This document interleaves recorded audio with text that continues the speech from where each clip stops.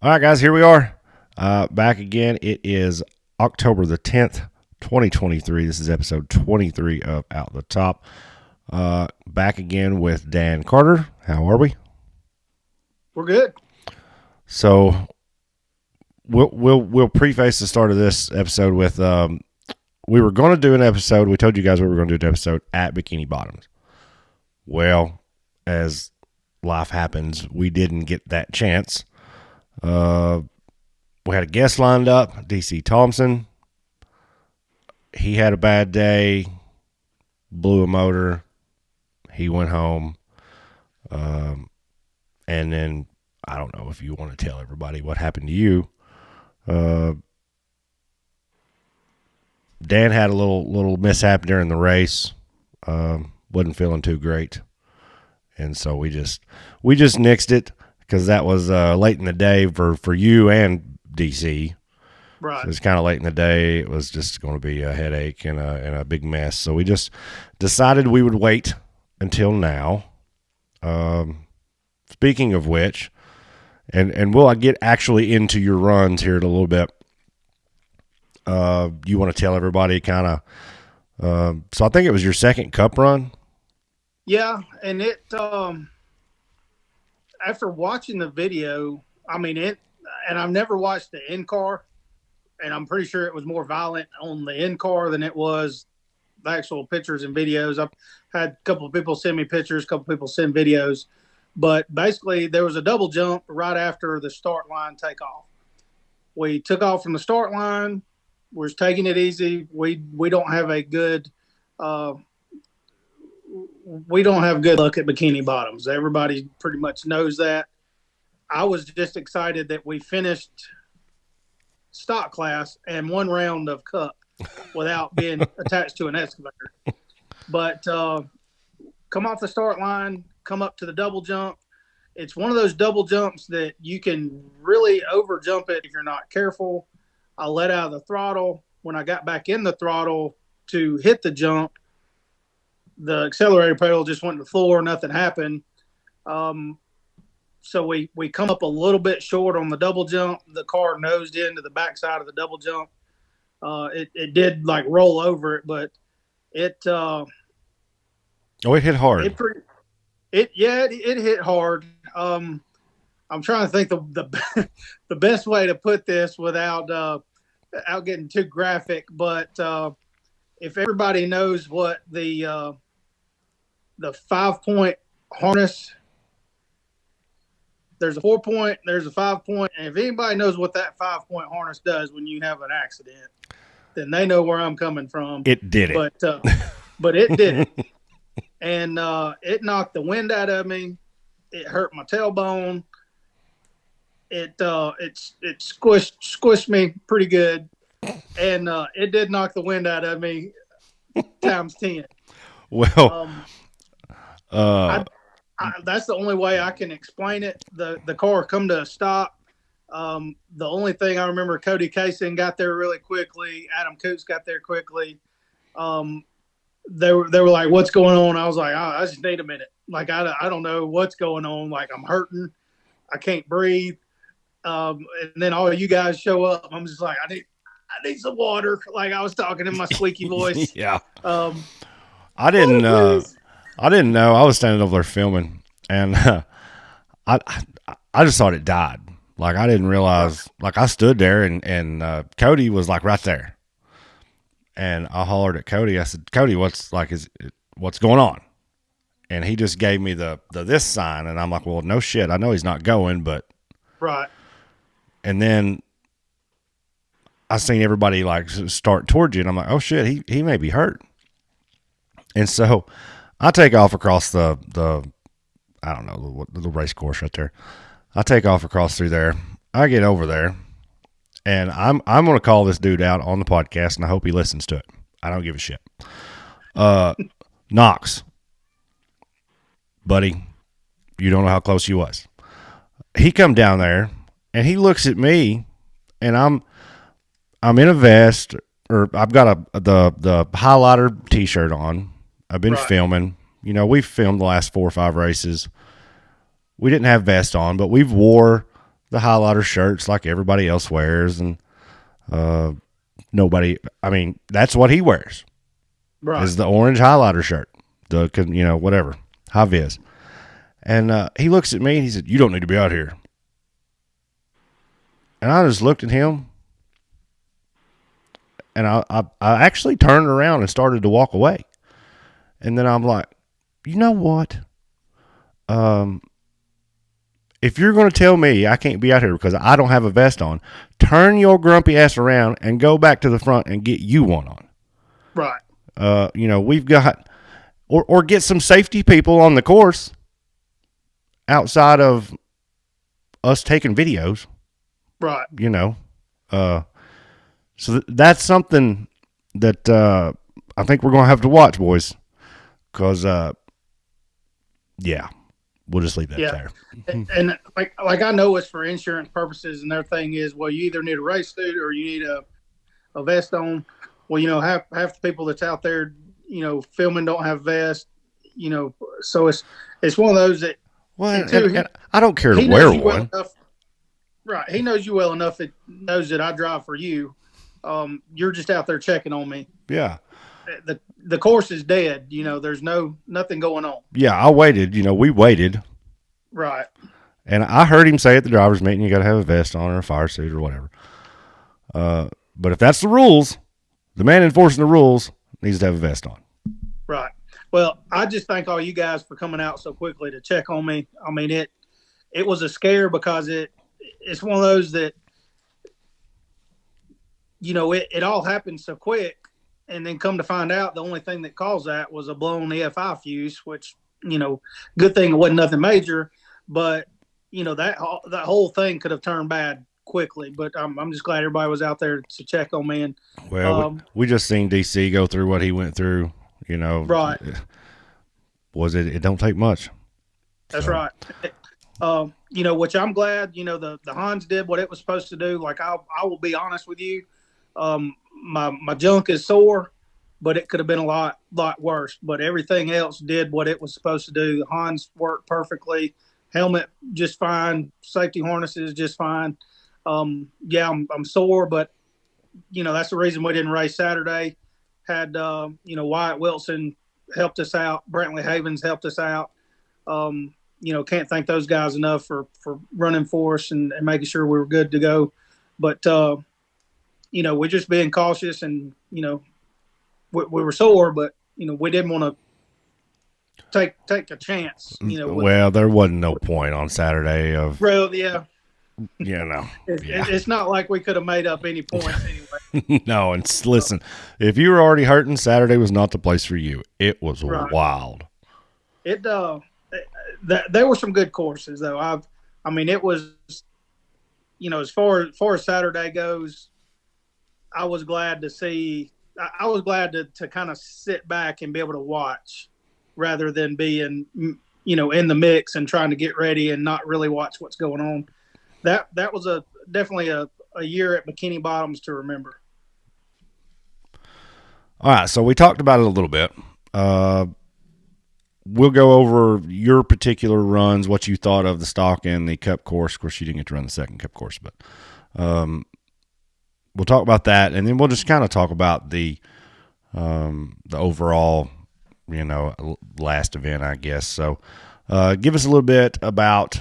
We'll start with the stock class. I think you ended up 5th or 6th for the day, something like that.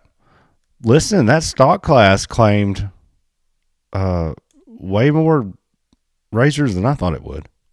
Right. I was just glad we were able to finish, because there was a lot of boys that didn't finish the Cup. The stock class, but it's kind of the same courses we've been used to, especially in the past at Bikini Bottoms. Come off out of the start gate, some form of going up the hill at some point, going out through the kudzu patch and coming back. I was surprised to have seen. I think it was, especially on round 2, Cup. I'm sorry, I don't know why I keep saying Cup, but stock. We had an option either going down Fable Hill or the Dirt Hill. And the Dirt Hill had washed so badly that it was super sketchy. But I know that full body, it's rough going down Cable Hill with that first few drop offs. It seems like it always wants to nose down, and then the back end comes around, and you've just got to time that perfectly to when that back end picks up, just to give a little bit of gas and get on down the hill. But Cup, why in the world do I keep saying Cup? Stock. That was a pretty fun course, and like I said, it just we're always expecting the worst from Bikini Bottoms, but I was super glad to have finished, Cup class, stock class. Yes, that class. Yes, that one. Super excited to finish the stock class. I think it knocked you nuts up in your brain, buddy. I'm going to go ahead and tell you, I've been foggy the last couple days. Oh God. But yeah, overall, I thought the stock was good. I ain't gonna lie. When they first took off, the first 2 or 3 guys, I was looking at some people and I was like, "What in the world is going on?" Because it just seemed like they were. Of course, I didn't walk up there and look at the course. I've been on it before, and I assumed it is somewhat similar. Right. But everybody just looked slow. Right. Like so slow. I was like, "What in the world are these guys doing?" Well, which we ran the same kudzu patch for stock and cup. And in that kudzu patch, you come around, you've got one little jump that is really easy to over jump, where there's a log. That log will hit the back of the car. It'll throw it up. You got to be careful right there. So that's why a lot of guys are slow right there. Then it's an immediate, like you land after that, and then there's a rut you've got to watch out for. And then there's immediate turn to the left, and there's another double up there that we overshot it last year, and it threw us up in the kudzu. But this year we knew what was going on, but it's one of those that you've got to hit it just perfectly. If not, it's going to throw you one way or the other. And then after you take that turn after that jump, they took an excavator up there and just dug. It's a downhill, but they took the excavator up there and dug pits. So it's like it started out as like a 5-foot drop, and then the next one was like a 3-foot drop, and then the other one's like another 3-foot drop. And over time, that's eroded, and it's made it to where you don't have to hit it as slow, but they're still, the first one's pretty sketchy, and the second and third one, if you're ballsy, you can jump off of them. It's a lot easier in a cup car than it is just a stock class. But it's super slow through the kudzu, and then you've got a washout right there coming above the what I'm going to call the wall. Mm-hmm. That's always washed out, and there's a lot of guys that hit that thing, and it throws them off the course. And, I mean, it's one of those that's bad enough that when you get off course, you just slam on the brakes and stop and ask for help. I mean, there's no – Yeah, it's pretty gnarly up there. I mean, really. Right. Pretty there's vertical. No driving out of that. No, that little washout, I seen it got a couple people going to the kudzu, and then it got a couple people, I think, when they were on their way back out. Right. I said when we started, I said somebody's going to go off that because it's almost every year, just that one little spot. Everybody gets in a rush going through there, and it sucks somebody over the hill. Right. And which I posted, I don't know if anybody paid attention. I posted the other day the courses that Clyde puts out in our drivers group to kind of let everybody know, hey, this is where we're running for each class. And you kind of look at those things and you're like, okay, well, if I can time this, I want to be, in this vicinity at 5 seconds. If I can get there, I can get to this next little vicinity in 10. If everything goes good, I could have like a 30-second to a 40-second run. But it's like you start timing all that, and the next thing you know, it's like fastest time of the day is like a minute and a half, and you're like, goodness gracious, why is everybody so slow? Just like you were saying, Yeah, it looked slow, like it just did, and then like I kept watching, and there was a couple guys, that put on some good runs, but even the good runs for that class, for whatever reason, just it looked slow. I think Bikini Bottoms. Until you walk up there and kind of look at the course and get a gist for how vertical some of the stuff is and how rough some of the stuff is, it's a little deceiving from setting back. Right. Even in just the spectator area is what 50 foot from the hills. Right. Even that far back, it's deceiving on how steep that stuff is and how rough it can be. Right. And even for some of the drivers, we've raced that course several Mm. times, and some of them will even race the same course throughout the weekend. And you saw a lot of those guys overshooting jumps and hitting stuff way too fast. Even the finish line there, that finish line was used for 8 different courses, and there were still guys in all classes just overshooting that finish line.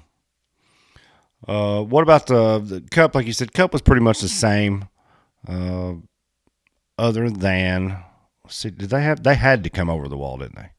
Right. So round one and course cup round one, we had to go down Fable Hill.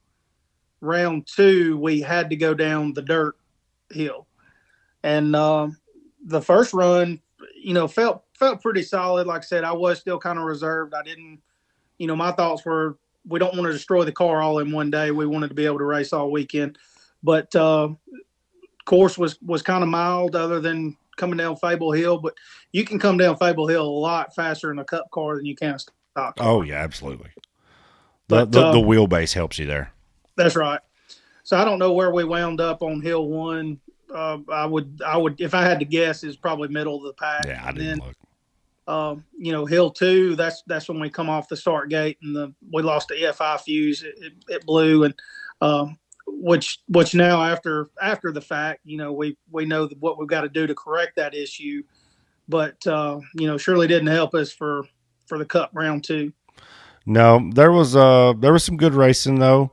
We'll get in. Let's talk a little bit about. So we'd mentioned last week that we thought some of these courses were going to be long. Right. Yeah. Holy Saturday. Yes. Man alive. So I'm down at our vendor trailer and we're getting ready to walk up or whatever and look at the hill. And here I see Bob in his big excavator scooping up dirt or scooping up mud and Right. dumping it on that concrete hill on Fable Hill, Home Depot Hill, whatever you want to call it. Dumping mud on it. I don't know how many times he walked up and down, up and down, up and down. You talking about making that hill challenging for the first several bouncers. Right. By the time the UTVs got to it, I mean, a lot of those guys, I mean, there was still some that had some trouble, but for the most part, the UTVs had a much easier time on that hill than the big bouncers did. Right. Whoever, I can't remember who went first. I think it might have been, was it Brandon? Did Brandon go first? I can't remember. I don't know if I think it was. I think it was Brandon. But man, everybody, just the first several going up the little concrete hill, Right. you talking about beat down. That's I mean, right. they got up there and rev limiter, just white smoke, back down the hill and tried again. There were several guys. Daniel Heckley, I know, was one. I think Jay Storts. Just several that couldn't make it. And I thought they were going to blow their shit up. Right.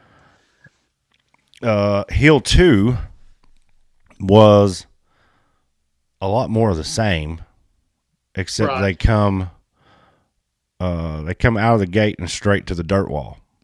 Right. So this wall, and I know most of you who are listening to this was either there or have seen the video already. But for those who haven't, this dirt wall is legit vertical. I don't know how tall it is, but it's tall. If I had to guess, I'd say it's every bit of 45, 50 foot. Yeah, it is. It is. There is a good ramp at the bottom of it, so I mean, you can get a little ramp up to it, but it's vertical. And I was talking to some of the guys before the race, some of the UTV guys, and some of the bouncer guys. I was like, "How are y'all getting up that?" They're like, "We don't know." Wade Good was sitting there in between runs, just sitting right in front of the hill. I said, "Wade, when do you go?" He said, "First."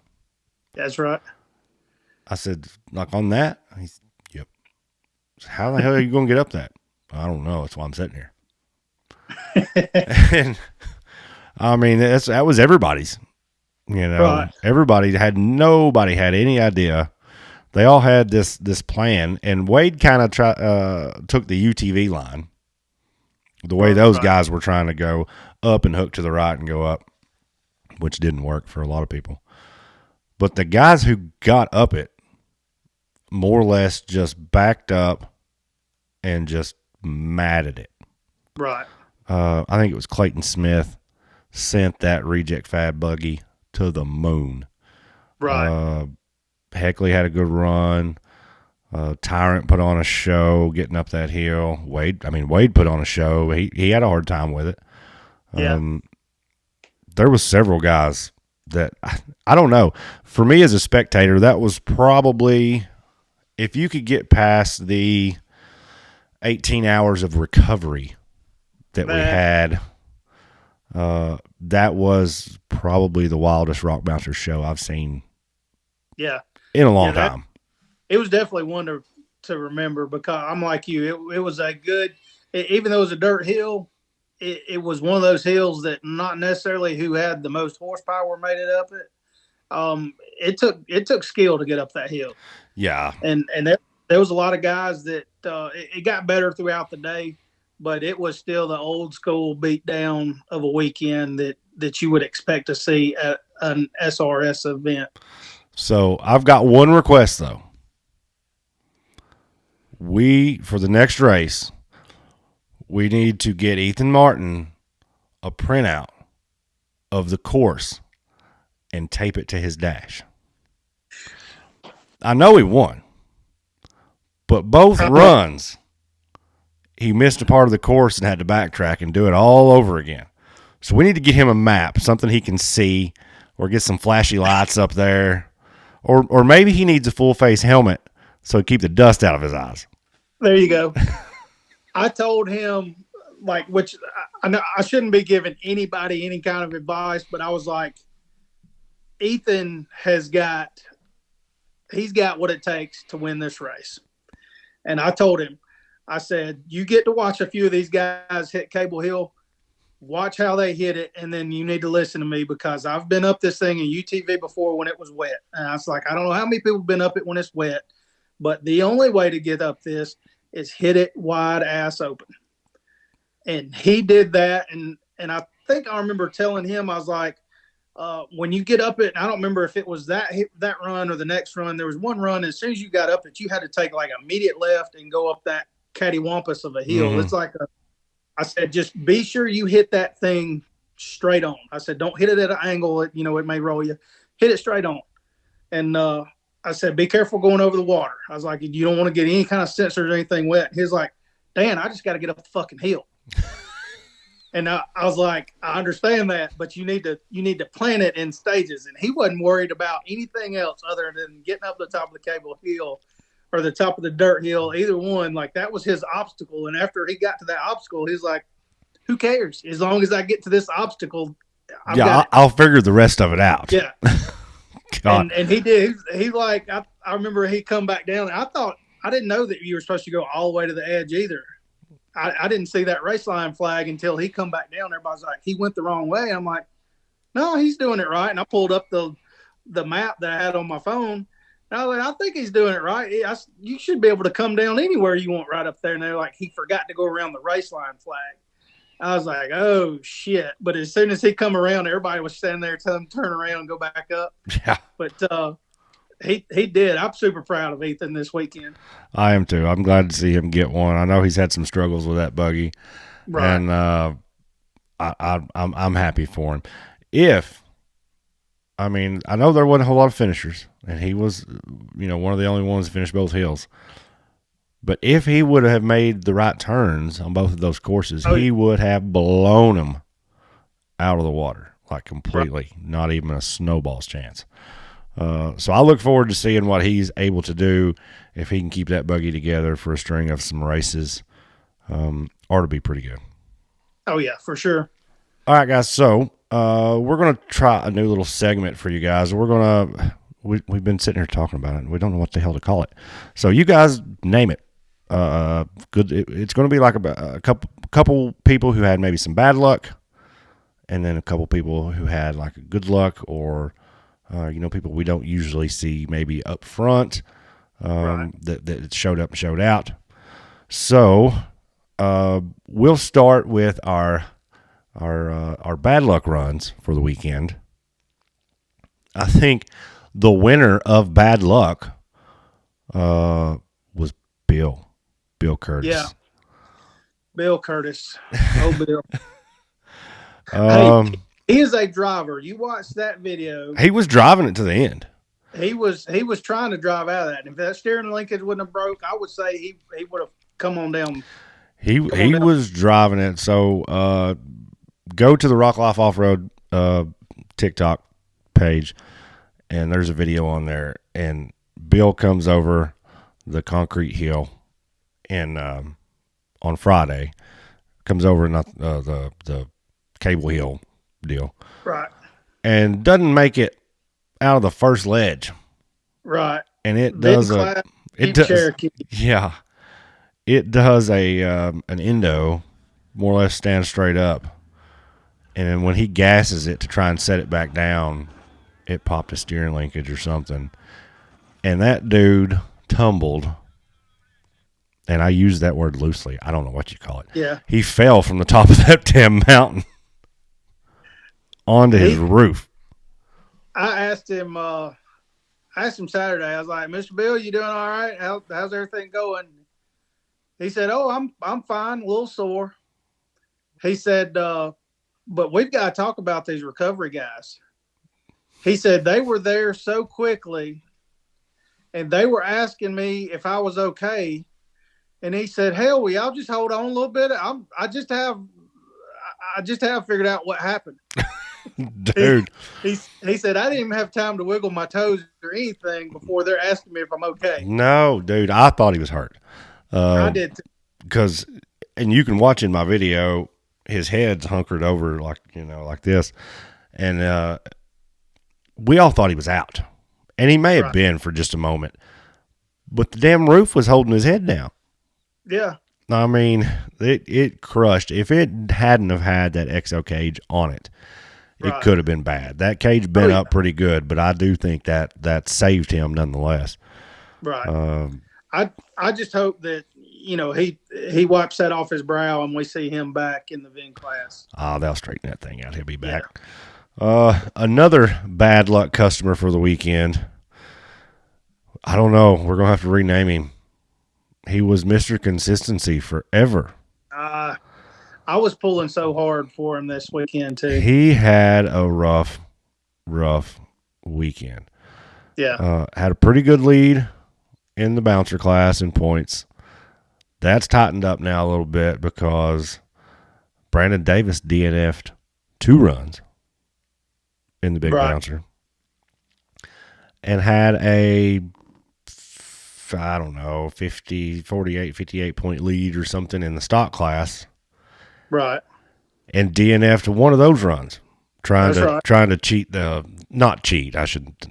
He's not cheating, but you had the option to go down either the cable hill or down the wall. Well, Daniel Heckley found a loophole. Go down the dirt bank in between the two. Right. Brandon tried that and missed it by about a foot. Yeah. And went turtle right there at the top of the hill. So I feel bad for him, but that lets old Cuz sneak in on him. Braden's now 8 points back in the championship for the stock class going into finals. If they get all 4 runs at finals, this could get interesting. Yeah, I would say Brandon's going to have to tighten up at finals. And he's a wheel man. He is a wheel man, and he can handle the pressure. But it is just Brandon and Braden, pretty much. Yeah. I told Braden going out there, I said, man, you ain't racing nobody else but the course and Brandon. That's right. So, if he's lucky enough to go behind Whit, and at some point he will, if Brandon goes out in front of him, he needs to really pay attention to what kind of times he puts down and not overdo it. You don't want to overdo it. I mean, if Brandon outruns you, he just outruns you. Don't wreck yourself trying to catch him. But you need to stay tight. My only question is, I know that there's a little competition going on at AOP this weekend mm, that Braden qualified for. I do hmm not know Brandon I don't think is Brandon. racing that. I don't think he went in like his razor. He may have went in the big bouncer. I'm not sure. So that's another thing to keep in the back of your mind. Braden, if you are listening, save your car. Oh, he's Just going. He's going. He's save going your for car that this week. money down at AOP. So hopefully he don't call me on Saturday night needing parts. Right. But if he does, we'll get him squared away. Oh yeah. All Yeah, right. for sure. So we move on from our bad luck fellers to some people who had some pretty good runs. And we're going to start with one that might surprise our listeners a little bit, but we're real happy for this dude. The Hobacks have been racing the youth class for a while. That's right. And the youngest one, Collier, I believe is his name, for the first time outrun his big sister in the youth class. Right. So that is pretty awesome. I know there was some jokes being made about him outrunning his sister, who has been doing really good this year. She has. Yeah, I was standing down there and she missed the turn down by the tire for the youth class and had to back up, and that's what killed her. Ooh. Yeah, I just want to know how that ride home was. dude, you know he was rubbing that in. So Hobacks, y'all let us know how the ride home was with that. If it was too sour, Yeah, I'm sure that was fun back there with them they kids. may have taken separate cars. Now we're gonna go from two siblings who outran each other to another group of siblings who outrun each other.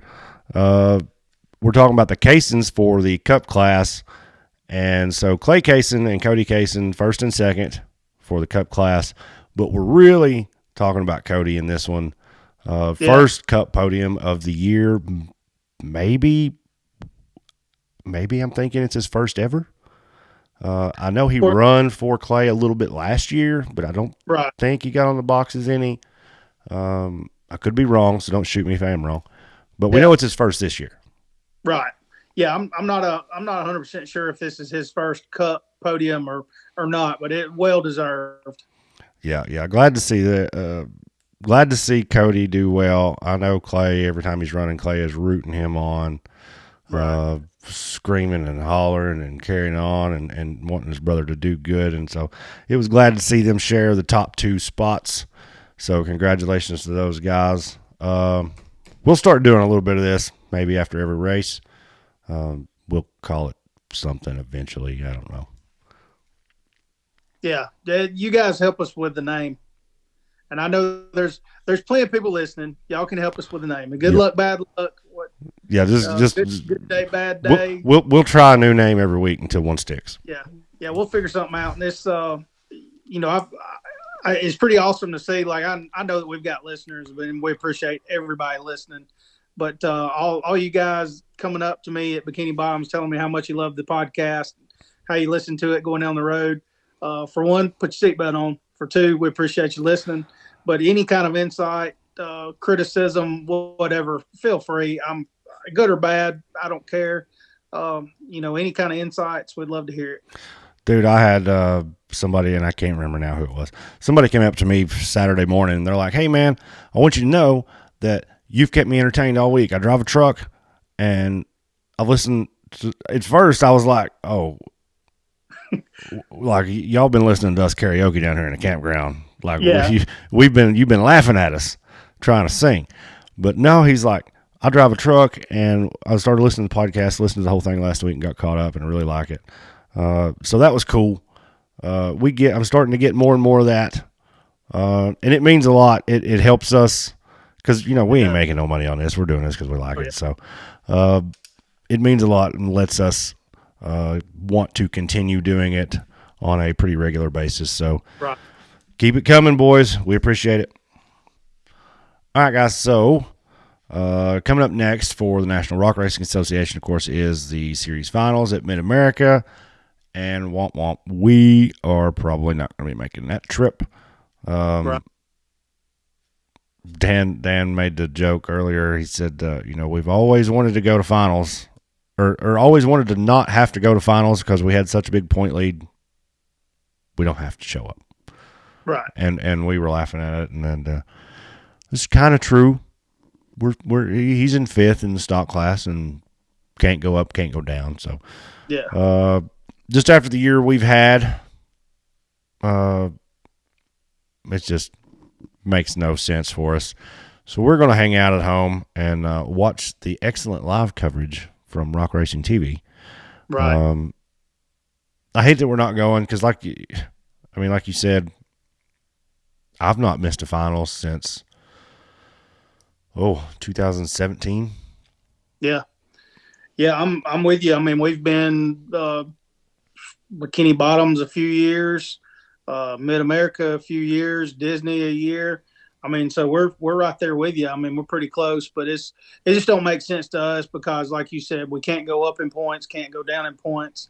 I feel like anybody running any series that is this competitive that finishes top 5, top 10, that should be a win for them. Everybody puts in all the hard sweat, blood, and tears. Like I said, it just don't make sense for us to go. We've got transmissions that busted this year. We had engine break an ear off of it. So financially, it's going to be better to recoup that weekend and try to get some stuff ready for next season. Well, we'd be going out there and just racing for the race. Right. And the way our races have been, it just, like you said, it just doesn't make sense. Run out there. We're going to try and hit some more, like next season. We're probably going to miss some of the points races and try and hit some more event style racing. We were talking about that earlier, like Indian Mountain. Went down there, had a good weekend. But you go to those races and it's not race all weekend. Right. There's other stuff to do. It's a little more laid back. Just try and regroup and get our heads on straight, and then we'll go from there. So we do have some plans in the works for next year. We'll talk about that in a week or two, hopefully. Right. Other than that, we'll be back next week. We'll do a finals preview. We'll talk a little bit about what we think may happen going into finals, and who we think maybe is going to end up with the big trophies at the end of the weekend. Man, Brandon. It'd be interesting. Brandon, pressure's on, brother. He's got a lead in the cup class. Is he it? No, he's not leading the cup class. Leading the stock class and the bouncer class. That's right. Stock class and bouncer class, and took a big point cut here at Bikini Bottoms last week. So pressure's on him. One little thing happens, and them boys are all over him. So we'll talk about that a little bit more next week. Guys, we're going to go. I'll be back in just a minute. We'll do the rundown. Dan, good to see you. Glad you're feeling a little better. For sure. Appreciate it, buddy. Take care of the jewels, buddy. No incidents this week. Oh, yeah, no kidding. I do want to thank everybody for all the calls and texts and just checking up on us. We're doing well and just still a little sore, but other than that, we'll make it. Right on. See you guys. All right, guys, back again for this week's edition of the rundown from the race at Bikini Bottoms Off-Road Park, National Rock Racing Association, round number 9 for the 2023 season. What an event it was. I mean, one of my favorite races I've ever been to. Dude, it was an awesome time. If you missed it, check out the videos on YouTube. High Octane's got some videos. Busted Knuckles got some videos. Out the top, we've got some videos. It's everywhere. There's no reason why you can't see what went down at Bikini Bottoms. We're going to get started with the youth class. Brantley Havens got another win. Ramsey Trainer in second, and Dallas Heckley in third. For the season, Brantley Havens is your points leader with 858 points. Dallas Heckley with 770, and Clara Hoback with 748. Now, we mentioned that Collier had beat Clara.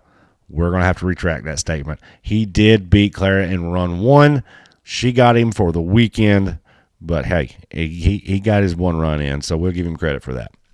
VIN class saw Charles Caress take another win. Mark Crow in second, Don Curtis in third. Charles, with 873 points, has a huge lead over second place Justin Hoback.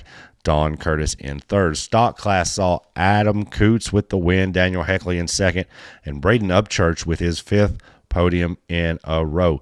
Brandon Davis is your series points leader with 776 points. Braden's in second with 768, and Daniel Heckley in third with 696 points. UTV Unlimited class, Clay Kaysen with the win, Cody Kaysen in second, and Casey Howell in third. Clay has a huge lead in that class with 856 points. Brandon Davis with 730, and Cooper Bentley with 665. Your UTV Bounty class saw Josh Kropinski take the win with Casey Howell in second, and Nathan King in his new-to-him rental General Lee buggy get third place. Casey Howell's your series points leader with 532 points, Cooper Bentley with 488, and Josh Kropinski is in third with 482. The Bouncer class, Ethan Martin was the only one to finish both hills. Give him the top spot on the boxes. Wade Good made a return, finished second, and Justin Wheels in third for the season. Brandon Davis, 755 points. Daniel Heckley, 704 points. Cooper Bentley in third with 595, and Wade is right behind him. So if Wade shows up to finals, he could play spoiler on that top three spots in the Bouncer class. Guys, next race, last race of the year for the National Rock Racing Association. 2 weeks. Mid-America Outdoors starts on Thursday. We race on Thursday, Friday, and Saturday.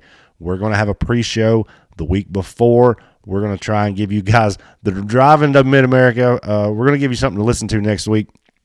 So be on the lookout for that. And then we've got a couple more shows to wind down the year, and then we're going to take a little break till the start of the season next year. So, guys, we out. This episode is brought to you by Rock Life Offroad. Check us out on Facebook, YouTube, Instagram, and TikTok.